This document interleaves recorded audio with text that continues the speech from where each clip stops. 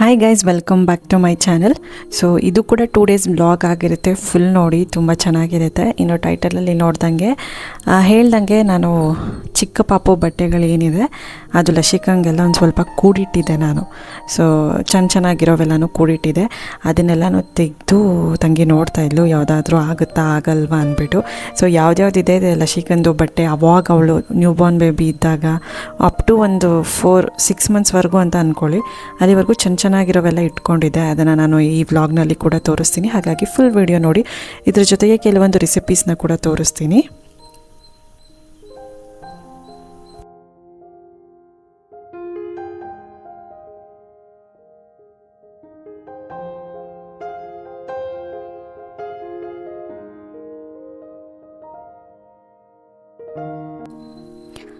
ಇಲ್ಲಿ ಬೆಳಗ್ಗೆ ಜೋಳದ ರೊಟ್ಟಿ ಮತ್ತು ಇದಕ್ಕೆ ಬದನೆಕಾಯಲ್ಲಿ ಎಣ್ಣೆಗಾಯಿ ಮಾಡ್ತಾಯಿದ್ದೀನಿ. ಆ್ಯಂಡ್ ಇದ್ರ ಜೊತೆಗೆ ಒಂದು ಸ್ವಲ್ಪ ಗೋರಿಕಾಯಿ ಇತ್ತು. ಆ ಪಲ್ಯ ಕೂಡ ತುಂಬ ಸೂಪರ್ ಇರುತ್ತೆ. ಗೋರಿಕಾಯಿ ಪಲ್ಯ ತುಂಬ ಈಸಿ ರೆಸಿಪಿನ ನಾನು ತೋರಿಸಿದ್ದೀನಿ. ಎಣ್ಣೆಗಾಯಿ ರೆಸಿಪಿನ ಇವತ್ತು ನಾನು ಶೇರ್ ಮಾಡ್ಕೊಳ್ತೀನಿ. ತುಂಬಾ ಈಸಿ. ನಮ್ಮ ಕಡೆ ಅಂದರೆ ನಾವು ಹೇಗೆ ಮಾಡ್ತೀವಿ ಎಣ್ಣೆಗಾಯಿ ಅಂತ ತೋರಿಸ್ತೀನಿ. ಕೆಲವೊಬ್ಬರು ಒಂದೊಂದು ಥರ ಮಾಡ್ತಾರೆ. ಸೊ ಹಂಗಾಗಿ ನಾನು ಹೇಳ್ಕೊಡೋವೆಲ್ಲ ಈಸಿ ಆ್ಯಂಡ್ ಟೇಸ್ಟಿ ರೆಸಿಪೀಸ್, ಬೇಗನೆ ಇಮಿಡಿಯೇಟಾಗಿ ಆಗುವಂಥದ್ದು ರೆಸಿಪೀಸು. ಮೊದಲು ನಾನು ಕಡಲೆಬೀಜನ ಹುರ್ಕೊಳ್ತಾ ಇದ್ದೀನಿ. ಒಂದು ಚಿಕ್ಕ ಕಪ್ಪಷ್ಟು ಕಡಲೆಬೀಜನ ಹುರ್ಕೊಳ್ತಾ ಇದ್ದೀನಿ.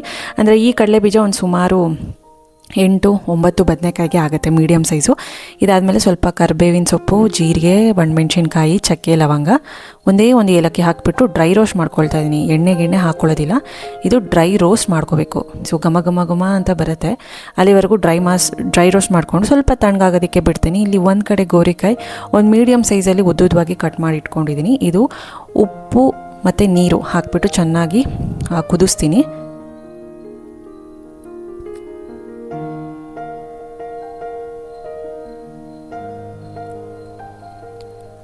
ಇದು ಚೆನ್ನಾಗಿ ಕುದಿಬೇಕು, ಮೆತ್ತಗೆ ಆಗೋವರೆಗೂ 90%, 95% ಆದರೂ ನೀರಲ್ಲೇ ಕುದಿಬೇಕು. ಆ್ಯಂಡ್ ಈ ನೀರನ್ನ ವೇಸ್ಟ್ ಮಾಡೋಂಗಿಲ್ಲ. ಯಾವುದಾದ್ರೂ ಒಂದು ಜೋಳ ರೊಟ್ಟಿಗೋ ಇಲ್ಲ ಚಪಾತಿಗೋ ಯೂಸ್ ಮಾಡ್ಕೋಬೋದು ಇದನ್ನು. ಇನ್ನು ಇವಾಗ ಎಣ್ಣೆಗಾಗೆ ಸಿಪ್ಪೆ ಎಲ್ಲ ತೆಗೆದಿಟ್ಕೊಂಡಿದ್ದೀನಿ. ಇದಕ್ಕೆ ಒಂದು ಸ್ವಲ್ಪ ನಾನು ಧನಿಯಾ ಪುಡಿನ ಹಾಕ್ಕೊಳ್ತಾ ಇದ್ದೀನಿ. ಸೊ ಬದನೆಕಾಯಿ ಎಷ್ಟು ತೊಗೊಳ್ತೀವೋ ಅಷ್ಟು ಕ್ವಾಂಟಿಟಿಲಿ ನೀವು ಮಸಾಲೆ ಎಷ್ಟು ಬೇಕು ಅಂತ ಹಾಕೋಬೋದು. ನಾನಿಲ್ಲಿ 2 ಸ್ಪೂನ್ ಧನಿಯಾ ಪುಡಿನ ಹಾಕ್ಕೊಂಡು ರುಚಿಗೆ ತಕ್ಕಷ್ಟು ಕಲ್ಲುಪ್ಪನ್ನೇ ಇಲ್ಲೇ ಡೈರೆಕ್ಟ್ ಹಾಕ್ಕೊಳ್ತೀನಿ ನಾನು. ಆವಾಗ ಸ್ಟಫಿಂಗ್ ಮಾಡಿದಾಗ ಚೆನ್ನಾಗಿ ಹಿಡಿಯುತ್ತೆ ಬದನೆಕಾಯಿಗೆ ಉಪ್ಪು ಖಾರ ಎಲ್ಲನೂ. ಇನ್ನು ಆಗಲೇ ನಾನು ಡ್ರೈ ರೋಸ್ಟ್ ಮಾಡಿ ಇಟ್ಕೊಂಡಿದ್ನಲ್ಲ ಅಷ್ಟನ್ನು ಕೂಡ ನಾನು ಹಾಕ್ಕೊಳ್ತಾ ಇದ್ದೀನಿ. ಇನ್ನು ಇದಕ್ಕೆ ನಾನು ಅರಿಶಿನ ಹಾಕ್ಕೊಂಡಿದ್ದೀನಿ. ಆ ಕ್ಲಿಪ್ಪಿಂಗ್ ಮಿಸ್ ಆಗಿದೆ. ಇನ್ನು ಇದಕ್ಕೆ ಒಂದು ಸ್ವಲ್ಪ ನಾನು ಬೆಳ್ಳುಳ್ಳಿ ಕೂಡ ಹಾಕ್ಕೊಂಡು ರುಬ್ಕೊಂಡಿದ್ದೀನಿ. ರುಬ್ಕೊಂಡಾದಮೇಲೆ ಎಣ್ಣೆನ ಹಾಕ್ಕೊಂಡು ಚೆನ್ನಾಗಿ ಮಿಕ್ಸ್ ಮಾಡ್ಕೊಳ್ತೀನಿ. ಇದು ಸ್ಟಫಿಂಗ್ ರೆಡಿ ಆಗುತ್ತೆ. ಸ್ವಲ್ಪ ಅರಿಶಿನ ಕೂಡ ಹಾಕ್ಕೊಳ್ಳಿ, ಕ್ಲಿಪ್ಪಿಂಗ್ ಮಿಸ್ ಆಗಿದೆ.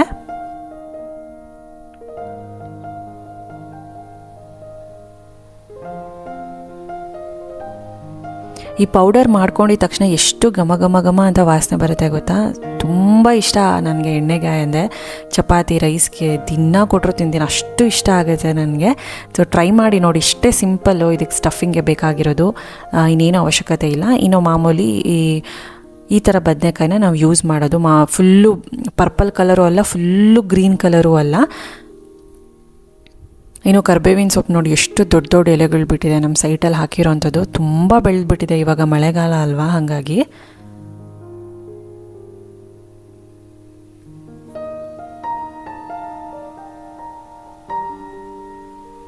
ಇನ್ನು ಇವಾಗ ಒಂದು ಸ್ವಲ್ಪ ನಾನು ಕಡಾಯಿ ತೊಗೊಂಡು ಎಣ್ಣೆನ ಹಾಕ್ಕೊಳ್ತಾ ಇದ್ದೀನಿ. ಒಂಚೂರು ಎಣ್ಣೆ ಮುಂದೆ ಇರಬೇಕು, ಅದಕ್ಕೆ ಇದನ್ನು ಹೇಳೋದು ಎಣ್ಣೆಗಾಯಿ ಅಂತ.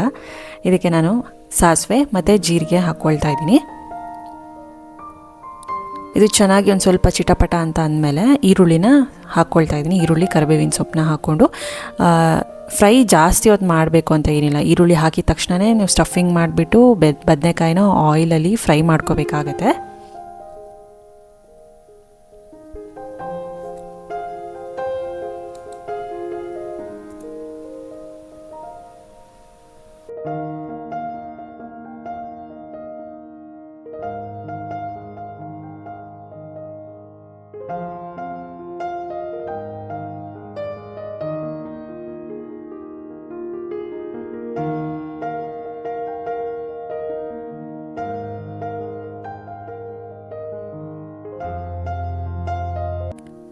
ಈ ರೀತಿ ಒಂದೊಂದೇ ಬದನೆಕಾಯಿಗೆ ಸ್ಟಫಿಂಗ್ ಮಾಡಿಬಿಟ್ಟು ಫ್ರೈ ಮಾಡ್ಕೋಬೇಕು. ಆಯಿಲಲ್ಲೇ ಚೆನ್ನಾಗಿ ಒಂದು 30% ಅಷ್ಟು ಚೆನ್ನಾಗಿ ಫ್ರೈ ಆಗಬೇಕು. ಮುಚ್ಚಿಟ್ಬಿಟ್ಟು ಫ್ರೈ ಮಾಡ್ಕೋಬೇಕು.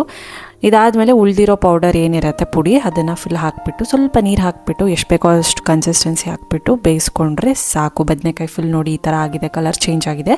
ಇಲ್ಲಿವರೆಗೂ ಚೆನ್ನಾಗಿ ಬೇಯಿಸ್ಕೊಂಡಿದ್ದೀನಿ. ಸೊ ಮೊಸಪ್ಪು ಅಂತಿದ್ದೀನಿ, ಅರಿಶಿನ ನಾನು ಇವಾಗ ಹಾಕ್ಕೊಳ್ತಾ ಇದ್ದೀನಿ. ಸೊ ಕ್ಲಿಪ್ಪಿಂಗ್ ಮತ್ತೆ ಸಿಕ್ತು, ಹಂಗಾಗಿ ಇಲ್ಲೇ ಆ್ಯಡ್ ಮಾಡಿಕೊಂಡೆ. ಸೊ ನೀವು ಬೇಕಿದ್ರೆ ಪೌಡರ್ ಮಾಡ್ಕೋತೀರಲ್ಲ ಅದರಲ್ಲೂ ಹಾಕೋಬೋದು, ಇಲ್ಲ ಇದರಲ್ಲೂ ಕೂಡ ಹಾಕೋಬೋದು. ಇನ್ನು ಉಳಿದಿರೋ ಅಂಥದ್ದು ಪುಡಿನ ಹಾಕ್ಕೊಳ್ತಿದ್ದೀನಿ ನಾನು.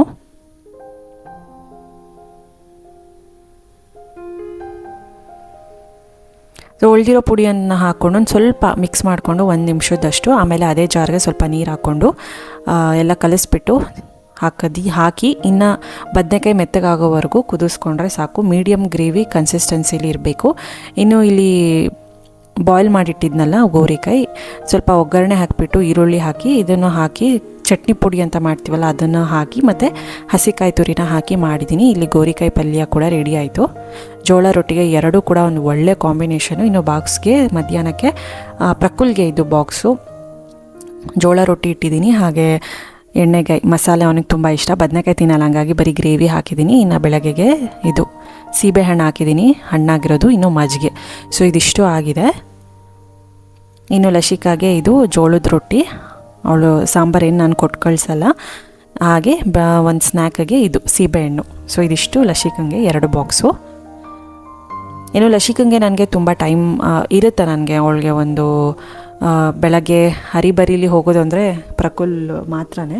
ಪ್ರಕುಲ್ ಹೋಗಿ ಒಂದೂವರೆ 1.5 ಅವರ್ ನನಗೆ ಟೈಮ್ ಇರುತ್ತೆ ಕರ್ಕೊಂಡು ಹೋಗಿ ಬಿಡೋದಕ್ಕೆ. ಅಷ್ಟರಲ್ಲಿ ಅವಳಿಗೂ ರೆಡಿ ಮಾಡಿಸಿ ತಿಂಡಿ ಮಾಡಿಸಿ ನಾನು ಕೂಡ ಫ್ರೆಶ್ ಅಪ್ ಆಗಿ ಸ್ನಾನ ಮಾಡಿ ತಿಂಡಿ ಕೂಡ ಮಾಡಿರ್ತೀನಿ. ಕೆಲವೊಂದ್ಸಲಿ ತಿಂಡಿ ತಿನ್ನೋಕ್ಕಾಗಲ್ಲ ಅಂದರೆ ಅವಳನ್ನ ಬಿಟ್ಟು ಬಂದು ನಾನು ತಿನ್ಕೊಳ್ತೀನಿ.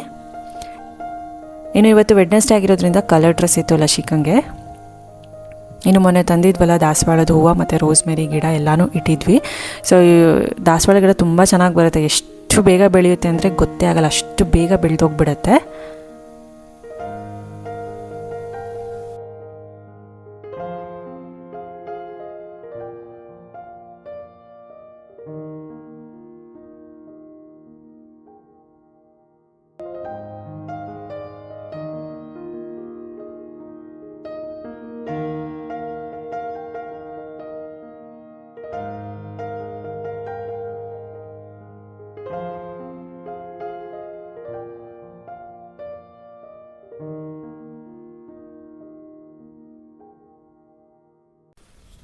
ಇನ್ನು ನನ್ನ ರೂಮ್ ಕವರ್ಗೆ ಅಮ್ಮ ಬೆಡ್ ಕವರ್ ಹಾಕ್ತಿದ್ದಾರೆ. ಕೆಲವೊಂದು ಸಲ ನಾನೇ ಯೂಶ್ವಲಿ ಹಾಕ್ಕೊಳ್ಳೋದು. ಅಮ್ಮ ಒಂದು ಸ್ವಲ್ಪ ತುಂಬ ಪರ್ಫೆಕ್ಟ್ ಜಾಸ್ತಿ ಇದರಲ್ಲಿ, ಒಂಚೂರು ಲೈನು ಸುಕ್ಕು ಇರಬಾರ್ದು ಹಂಗೆ ಹಾಕ್ತಾರೆ. ಬೇಡ ನಾನೇ ಹಾಕ್ತೀನಿ, ಕ್ಲೀನಾಗಿ ಹಾಕ್ತೀನಿ ಅಂದ್ಬಿಟ್ಟು ಅಂತಿದ್ದು. ಸರಿ ನೀನೇ ಹಾಕೋ ಅಂತ ಹೇಳ್ತಾ ಇದ್ದೆ. ಇನ್ನು ನನ್ನ ವಿಂಡೋಸ್ ಹತ್ರ ಇತ್ತಿರೋದು ಒಂದು ಹ್ಯಾಂಗಿಂಗ್ ಪಾಟಲ್ಲಿ ಸಕ್ಕರಾಗಿ ಬರ್ತಿದೆ ಮನಿ ಪ್ಲ್ಯಾಂಟು. ತುಂಬ ಚೆನ್ನಾಗಿ ಬರುತ್ತೆ ಅದು ಅರಳಿದ್ರೆ. ಕೆಲವೊಂದು ಬರಲ್ಲ, ಬಟ್ ಕೆಲವೊಂದು ಎಷ್ಟು ಚೆನ್ನಾಗಿ ಬರುತ್ತೆ ಗೊತ್ತಾ. ಹಾಗೆ ಸುಮಾರು ಜನ ಬೆಡ್ ಕವರ್ಸ್ ಎಲ್ಲ ಎಲ್ಲಿ ತೊಗೊಳ್ತೀರಾ ಅಂತ ಕೇಳ್ತೀರಾ. ಬೆಡ್ ಕವರ್ಸ್ ಎಲ್ಲ ಯೂಶ್ವಲಿ ನಾವು ಆಚೆನೇ ತೊಗೊಳ್ಳೋದು ಜಾಸ್ತಿ, ಇಲ್ಲಾಂದರೆ ಅಮೆಝಾನಲ್ಲಿ ಆಚೆ ಹೋದಾಗ ಅಪ್ಪ ಅಮ್ಮನೇ ತೊಗೊಂಡ್ಬಿಟ್ಟಿರ್ತಾರೆ. ಕೆಲವೊಂದು ನಮ್ಗೆ ಯಾವುದಾದ್ರು ಇಷ್ಟ ಆಗಿಬಿಟ್ರೆ ಅಮೆಝಾನಲ್ಲಿ ತೊಗೊಳ್ತೀವಿ. ಇದೆಲ್ಲ ಹಳೇದು, ಲಿಂಕ್ಸ್ ಎಲ್ಲ ಇಲ್ಲ. ಇನ್ನು ಕರ್ಟನ್ಸ್ ಎಲ್ಲ ತೆಗೆದಿಟ್ಟಿದ್ರು ಪೇಂಟ್ ಒರೆಸೋವಾಗ ಪ್ರೊಜೆಕ್ಟರ್ ರೂಮಲ್ಲಿ. ಈಗ ಮತ್ತೆ ನಾನೇ ಹಾಕಬೇಕು. ಇದು ಸಾಲಿಡ್ ಕಲರ್ಸಲ್ಲಿ ಎಂಡ್ ಕರ್ಟನ್ ಇದೆ. ಪ್ರೊಜೆಕ್ಟರ್ ರೂಮ್ಗೆ ಒಂದು ಸ್ವಲ್ಪ ಡಾರ್ಕ್ ಕಲರ್ಸ್ ಇದ್ದರೆ ಚೆನ್ನಾಗಿರುತ್ತೆ ಅಂದ್ಬಿಟ್ಟು ಇದನ್ನು ಸೆಲೆಕ್ಟ್ ಮಾಡಿದ್ದಾಯಿತು. ಇನ್ನು ಕರ್ಟನ್ಸ್ ಹಾಕ್ತಾಯಿದ್ದೆ. ಅಮ್ಮ ಸ್ವಲ್ಪ ಕಸ ಮತ್ತು ಮಾಪಿಂಗ್ ಎಲ್ಲ ಮಾಡ್ತಾಯಿದ್ರು. ಹಾಗೆ ಶಾರ್ಟ್ಸು ವೀಡಿಯೋಸ್ ಎಲ್ಲ ಹಾಕ್ತಾಯಿದ್ದೆ ನನ್ನ ಚಾನಲ್ಲೆ. ನೋಡೋಕ್ಕೆ ಚೆಂದ, ಇಷ್ಟು ದೊಡ್ಡ ಪ್ರೊಜೆಕ್ಟರಲ್ಲಿ ನಾನು ಸ್ಕ್ರೀನಲ್ಲಿ ಇಷ್ಟು ದೊಡ್ಡ ಸ್ಕ್ರೀನಲ್ಲಿ ನೋಡೋಕ್ಕೆ ನನಗೊಂಥರ ಚೆಂದ. ಇನ್ನು ಎಲ್ಲ ಈ ಥರ ಹಾಕಿದ್ದಾಯಿತು. ತುಂಬ ಚೆನ್ನಾಗಿತ್ತು. ವೆದರ್ ಮಾತ್ರ ಚೆನ್ನಾಗಿತ್ತು, ಗಾಳಿ. ಹಾಗಾಗಿ ಸದ್ಯಕ್ಕೆ ಈ ಥರ ಹಾಕಿದೆ ಕರ್ಟನ್ಸು. ಇನ್ನೇನಾದರೂ ಸಿನಿಮಾ ಏನಾದರೂ ನೋಡೋವಾಗ ಇಲ್ಲ ವೀಡಿಯೋಸ್ ಏನಾದರೂ ನೋಡೋವಾಗ ಫುಲ್ ಕವರ್ ಮಾಡಿಬಿಡ್ತೀವಿ. ಇನ್ನು ರೇಷನ್ ನೋಡಿ ಇಷ್ಟೊಂದು ತರಿಸಿದ್ವಿ, ಆಲ್ಮೋಸ್ಟ್ ಎಲ್ಲ ಖಾಲಿ ಆಗಿಬಿಟ್ಟಿತ್ತು. ಇದೊಂದು 2 ತಿಂಗಳಿಗೆ ಬರುತ್ತೆ ರೇಷನ್ನು. ಅಷ್ಟು ಫುಲ್ಲು ಲಿಸ್ಟ್ ಇತ್ತು ಎಲ್ಲನೂ. ಇನ್ನು ನಾಗರ ಪಂಚಮಿ ಹಬ್ಬ ಕೂಡ ಬರ್ತಿದೆಯಲ್ಲ, ಅದಕ್ಕೂ ಆಗುತ್ತೆ ಅಂದ್ಬಿಟ್ಟು ಒಟ್ಟಿಗೆ ಫುಲ್ಲು ಬರ್ಸಿದ್ವಿ, ಏನೇನು ಬೇಕು ನಾಗರ ಪಂಚಮಿಗೆ ಅಂದ್ಬಿಟ್ಟು.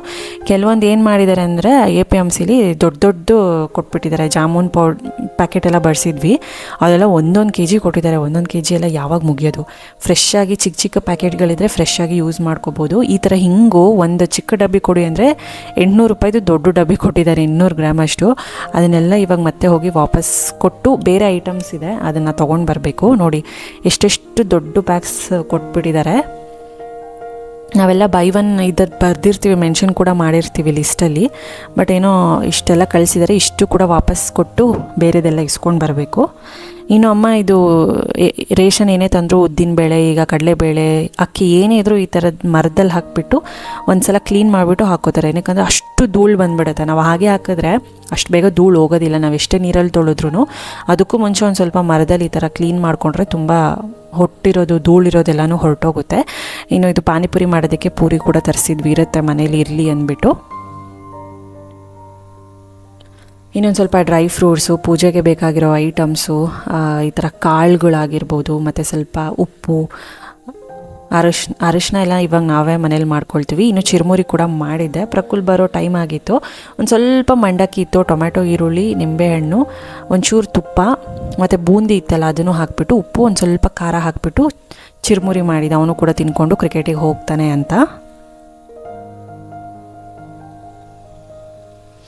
ಏನೋ ಇಲ್ಲಿ ಸನ್ರೈಸ್ ನೆಸ್ಕೆಫೆ ಚಿಕ್ಕ ಪ್ಯಾಕೆಟ್ ಬರುತ್ತಲ್ಲ ಅದನ್ನು ಕೂಡ ಬರ್ಸಿದ್ವಿ. ತುಂಬ ತಿಂಗಳಾಗ್ಬಿಟ್ಟಿತ್ತು ಕಾಫಿ ಕುಡಿದಲ್ಲೇ, ಬರೀ ಟೀ ಅಂತಲೇ ನಾನು ವ್ಲಾಗ್ಸಲ್ಲಿ ನೋಡ್ತಾ ಇದ್ರಿ. ಸನ್ರೈಸ್ ನೆಸ್ಕೆಫೆ ಕಾಫಿ ಸೂಪರಾಗಿರುತ್ತೆ. ಯಾವಾಗಾದರೂ ಒನ್ಸ್ ಕುಡಿದ್ರೆ ಮೈಂಡ್ ರಿಲೀಫ್ ಅನಿಸುತ್ತೆ ಅಂದ್ಬಿಟ್ಟು ಇದನ್ನು ಕೂಡ ಅದಕ್ಕೆ ಚಿಕ್ಕ ಪ್ಯಾಕೆಟ್ ನಾನು ಬರ್ಸಿದ್ದೆ.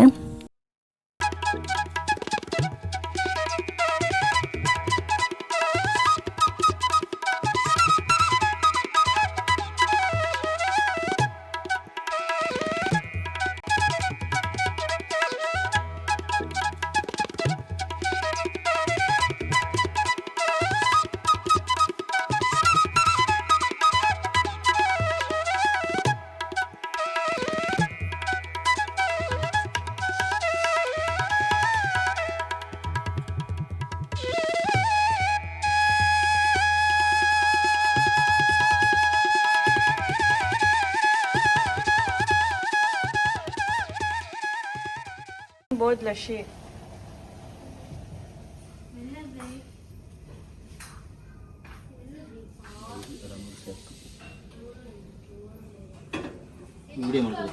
ಇಲ್ಲ ನಾನು ಹಂಗೆ ಮಾಡ್ದೆ.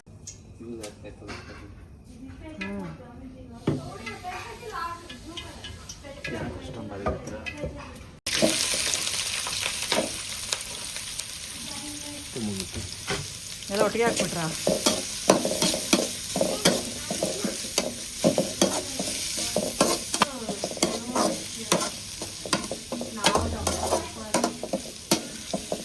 ನಮಗೆ ಇಷ್ಟೆಲ್ಲ ಪೇಷನ್ಸ್ ಇದ್ರೆ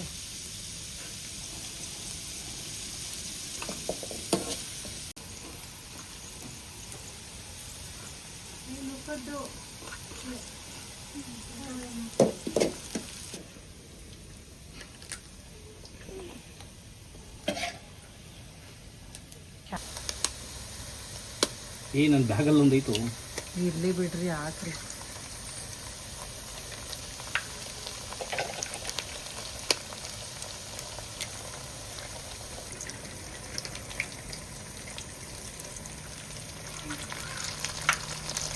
ಬಟ್ಟೆ ಇಲ್ವಾ?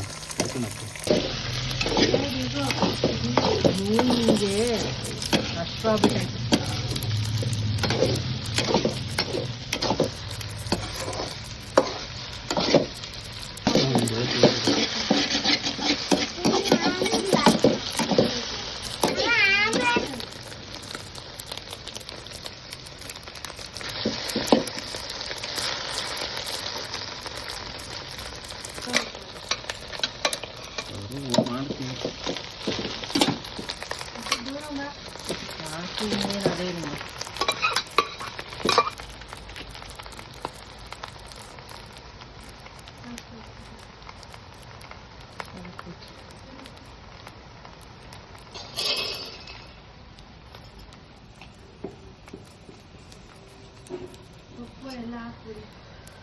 ಹಾಕ್ತೀನಿ ಇರ್ರಿ, ಯಾಕೆ ತರಿಸಿದ್ದೆ ಅಯ್ಯೋ. ಇದೇ ನಿಮಗೆ ಪರ್ಫೆಕ್ಟ್ ಅಂತ ತಂದೆ. ಚೆನ್ನಾಗೈತೆ.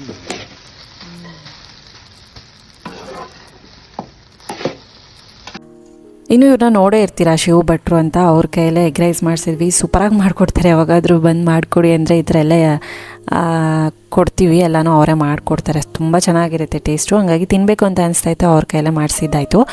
ಇನ್ನು ಇದು ನಾನು ಟೈಟಲಲ್ಲಿ ಹೇಳ್ದಂಗೆ ಚಿಕ್ಕ ಪಾಪು ಬಟ್ಟೆಗಳು ಅಂತ ಹೇಳಿದೆಲ್ಲ ಶಿಕಾವು, ಅದನ್ನು ಹಾಗೆ ಕೂಡಿಟ್ಟಿದೆ. ಸ್ವೆಟರ್ಸ್ ಆಗಿರ್ಬೋದು, ನಾನು ಹಾಕ್ಕೊಳ್ಳೋ ಒಂದು ಇದು ಕಿವಿಗೆ ಹಾಕ್ಕೋತಾರಲ್ಲ ಸ್ಕಾರ್ಫು, ಅವನ್ನೆಲ್ಲ ಹಾಗೆ ಎತ್ತಿಟ್ಟಿದೆ. ಕೆಲವೊಂದು ಬೆಡ್ಶೀಟ್ಸು, ಕೆಲವೊಂದು ಪಾಪು ಕೆಳಗಡೆ ಹಾಸುವಂಥದ್ದು ಮೆತ್ತಗೆ ಎಷ್ಟು ಕಾಸ್ಟ್ಲಿ ಗೊತ್ತಾ, ಅವನ್ನೆಲ್ಲ ವೇಸ್ಟ್ ಮಾಡೋಕ್ಕೆ ಇಷ್ಟನೇ ಆಗಲ್ಲ. ಮತ್ತು ಪಿಲ್ಲೋಸ್ ಆಗಿರ್ಬೋದು ಎಲ್ಲನೂ ಎತ್ತಿಟ್ಟಿದ್ದೆ. ಇನ್ನು ಸ್ವಲ್ಪ ಫೋಟೋಶೂಟ್ಸ್ಗೆ ಅಂತ ಲಶಿಕಂಗೆ ಈ ಫ್ರಾಕ್ ತೊಗೊಂಡಿದ್ದೆ. ಅವಾಗ ಎಷ್ಟು ಪುಟ್ಟ ಫ್ರಾಕ್ ಅನಿಸುತ್ತೆ ಗೊತ್ತಾ ಈಗ ನೋಡಿದಾಗ. ಅದನ್ನೆಲ್ಲ ಹಾಗೆ ಎತ್ತಿಟ್ಟಿದೆ. ಯಾವಾಗಲೂ ಒಂದು 2 to 3 ಟೈಮ್ಸು ಯೂಸ್ ಮಾಡಿರಲ್ಲ, ಆವಾಗ ಬೇಗ ಬೆಳೆದ್ಬಿಡ್ತಾರಲ್ಲ ಮಕ್ಕಳು, ಹಾಗಾಗಿ. ಇನ್ನು ಇವೆಲ್ಲ ಕ್ಲಾತ್ ಡೈಪರ್ಸ್ ನಿಮಗೆ ಗೊತ್ತೇ ಇರುತ್ತೆ, ಇವಾಗ ತುಂಬ ಜನ ಯೂಸ್ ಮಾಡ್ತಿರ್ತಾರೆ. ಇದು ಕೂಡ ತುಂಬ ಕಾಸ್ಟ್ಲಿ ಇತ್ತು ಅವಾಗ ನಾನು ತೊಗೊಂಡಿದ್ದೆ. ಸರಿ ಅದನ್ನೆಲ್ಲ ಹಾಗೆ ಇಡೋಣ ಬಿಡು, ಮುಂದಕ್ಕೆ ಯೂಸ್ ಆಗುತ್ತೆ ಅಂದ್ಬಿಟ್ಟು ಹಾಗೆ ಇಟ್ಕೊಂಡಿದ್ದೆ. ಇದು ಫುಲ್ಲು ಜಂಪ್ ಸೂಟ್ ಥರ ಸ್ವೆಟರು, ಎಷ್ಟು ಸಾಫ್ಟ್ ಇತ್ತು ಗೊತ್ತಾ, ಅಷ್ಟು ಸಾಫ್ಟ್ ಇತ್ತು. ಅದನ್ನೆಲ್ಲ ಇಟ್ಟಿದ್ದೆ. ಇದು ಕೂಡ ಒಂದು ಕ್ಲಾತ್ ಡೈಪರು. ಇವೆಲ್ಲ ತುಂಬ ಯೂಸ್ಫುಲ್ ಆಗುತ್ತೆ. ಅದೇ ಯಾವಾಗಲೂ ಡೈಪರ್ಸ್ ಹಾಕೋ ಬದಲು ಇದನ್ನು ಕೂಡ ಮಧ್ಯೆ ಮಧ್ಯೆ ಯೂಸ್ ಮಾಡಿದ್ರೆ ಅವ್ರಿಗೂ ಸ್ವಲ್ಪ ಕಂಫರ್ಟ್ ಆಗಿರುತ್ತೆ. ಇನ್ನೊಂದು ಪಿಂಕು ಮತ್ತು ಯೆಲ್ಲೋ ಕಲರ್ ಸ್ವೆಟರ್ಸು ಕೂಡ ತುಂಬ ಚೆನ್ನಾಗಿತ್ತು. ಒಂದು ಚೂರು ಒಂದು ಹೋಲ್ ಕೂಡ ಆಗಿರಲಿಲ್ಲ. ಏನಕ್ಕೆ ವೇಸ್ಟ್ ಮಾಡೋದು ಅಂದ್ಬಿಟ್ಟು ಎಲ್ಲನೂ ಹಾಗೆ ಇಟ್ಕೊಂಡಿದ್ದೆ. ಇವೆಲ್ಲ ಅಡ್ಜಸ್ಟ್ಮೆಂಟ್ಸ್ ಮಾಡ್ಕೋಬೋದು, ಈ ಥರ ಡೈಪರ್ಸ್ ಎಲ್ಲನೂ. ನಿಮಗೆ ಗೊತ್ತೇ ಇರುತ್ತೆ ಚಿಕ್ಕ ಮಕ್ಕಳಿರೋ ಮನೇಲಿ ಇವಾಗ. ಇದು ನೋಡಿ ಎಷ್ಟು ಸಾಫ್ಟಾಗಿದೆ ಗೊತ್ತಾ, ಕೆಳಗಡೆ ಹಾಸೋದಕ್ಕೆ, ಇಲ್ಲ ಎಲ್ಲಾದರೂ ಹಾಸ್ಪಿಟ್ಲ್ ಕರ್ಕೊಂಡು ಹೋದಾಗ, ಆಚೆ ಕರ್ಕೊಂಡು ಹೋದಾಗ ಈ ಥರ ಮಲಗಿಸ್ಕೊಂಡು ಇದ್ರ ಮೇಲೆ ಎತ್ಕೊಂಡು ಹೋಗೋದಕ್ಕೆ ತುಂಬ ಸಾಫ್ಟಾಗಿರುತ್ತೆ. ಫೋಟೋಶೂಟ್ಗೆ ಅಂತ ತೊಗೊಂಡಿದ್ದು, ತುಂಬ ಚೆನ್ನಾಗಿದೆ ಇದು, ಹಂಗೆ ಇಟ್ಕೊಂಡಿದ್ದೆ.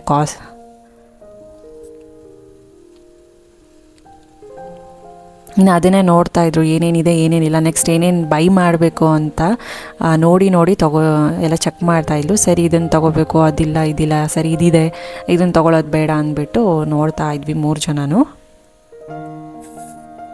ಇನ್ನು ಒಂದೊಂದೇ ನೋಡ್ಕೋಬೇಕಲ್ವಾ, ಸೊ ಪ್ರತಿಯೊಂದು ನೋಡ್ಕೊಂಡ್ರೇ ಈಗ ಆವಾಗ ಸಾಧ್ಯ ಆಗೋದು, ಇಲ್ಲ ಕೊನೆ ಟೈಮ್ಗೆ ಗಡಿಬಿಡಿಲಿ ಎಲ್ಲನೂ ಮಾಡೋಕ್ಕಾಗಲ್ಲ. ಇನ್ನು ನಾನು ಕೂಡ ಫ್ರೆಶ್ ಅಪ್ ಆಗಿ ಬಂದೆ.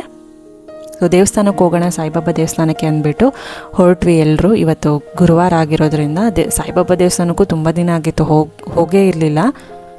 ಹಾಗೆ ಪ್ರಕುಲ್ನ ಕ್ರಿಕೆಟಿಂದ ಕರ್ಕೊಂಡು ಬಂದು ದೇವಸ್ಥಾನಕ್ಕೆ ಹೋಗಿ ಮನೆಗೆ ಬಂದು ಊಟ ಮಾಡೋಣ ಅಂತಲೇ ಅಂದ್ಕೊಂಡಿದ್ದು. ಇನ್ನು ಸಂಜೆ ದೀಪ ಕೂಡ ಹಚ್ಚಿ ಹೊರಟಿದ್ದಾಯಿತು. ಇವಾಗ ನೆಕ್ಸ್ಟ್ ವೀಕು ಗುರುಪೂರ್ಣಿಮಾ ಕೂಡ ಇದೆ.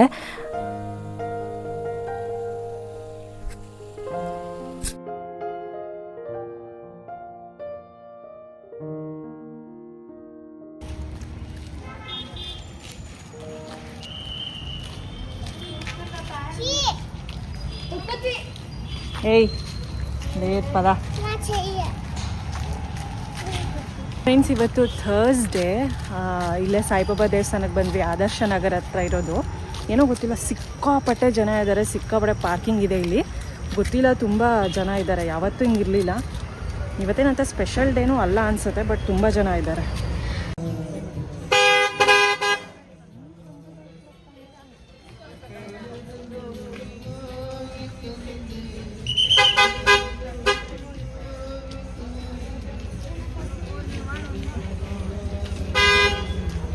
ಅದ್ಯಾವ ತಾರೀಕು? ಗುರುಪೂರ್ಣಿಮಾ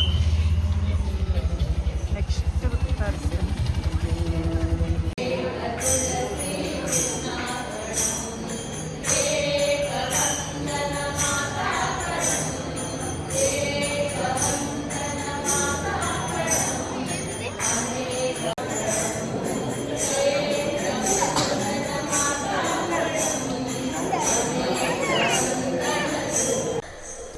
ಓಕೆ ಫ್ರೆಂಡ್ಸ್, ವ್ಲಾಗ್ ನೋಡಿದ್ರಲ್ಲ, ಸಾಯಿಬಾಬಾನ ದರ್ಶನ ಕೂಡ ಮಾಡ್ಕೊಳ್ಳಿ, ಎಲ್ಲರಿಗೂ ಒಳ್ಳೆಯದಾಗಲಿ ಅಂತ ಹೇಳ್ತಾ ಈ ವ್ಲಾಗ್ನ ಇಲ್ಲಿಗೆ ಎಂಡ್ ಮಾಡ್ತಾಯಿದ್ದೀನಿ. ನೆಕ್ಸ್ಟ್ ತುಂಬ ಜನ ಆಗಲಿ ಅಡ್ವಾನ್ಸಾಗಿ ನನ್ನ ಬರ್ತ್ಡೇ ಕೂಡ ವಿಶ್ ಮಾಡ್ತಿದ್ದೀರಾ.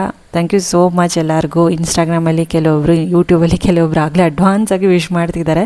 ಖುಷಿ ಆಯಿತು, ಥ್ಯಾಂಕ್ ಯು ಸೋ ಮಚ್. ಒಬ್ಬರು ವಿಶ್ ಮಾಡಿದ್ರು ಖುಷಿನೇ, ತುಂಬ ಜನ ಮಾಡಿದ್ರು ಇನ್ನೂ ಖುಷಿನೇ. ಸೊ ಈ ವ್ಲಾಗ್ನ ಇಲ್ಲಿಗೆ ಎಂಡ್ ಮಾಡ್ತೀನಿ, ಮತ್ತೆ ಸಿಗ್ತೀನಿ ಮುಂದಿನ ವ್ಲಾಗಲ್ಲಿ. Bye bye, take care, lots of love.